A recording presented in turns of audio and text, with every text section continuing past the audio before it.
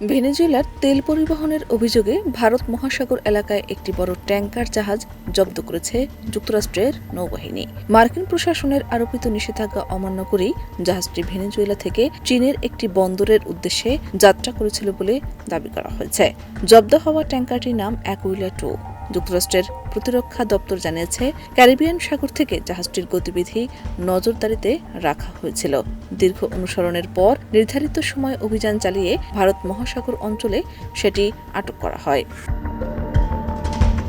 মার্কিন প্রতিরক্ষা দপ্তরের ভাষ্য অনুযায়ী প্রেসিডেন্ট ডোনাল্ড ট্রাম্পের নির্দেশে নিষেধাজ্ঞার আওতায় থাকা ভেনেজুয়েলার তেলবাহী জাহাজগুলোকে কার্যত চলাচল সীমিত অবস্থায় থাকতে বলা হয়েছিল। কিন্তু অ্যাকুইলা 2 সেই নির্দেশনা উপেক্ষা করেই আন্তর্জাতিক সমুদ্রপথে এগিয়ে যাচ্ছিল।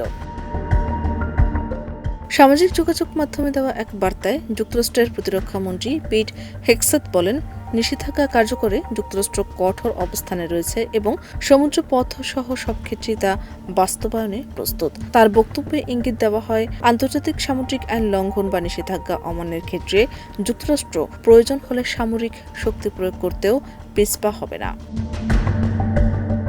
বিশ্লেষকদের মতে এই ঘটনায় ভেনেজুয়েলার উপর যুক্তরাষ্ট্রের নিষেধাজ্ঞা প্রয়োগ আরও জোরালো হলো এবং বৈশ্বিক জ্বালানি পরিবহন ব্যবস্থায় এর প্রভাব পড়তে পারে।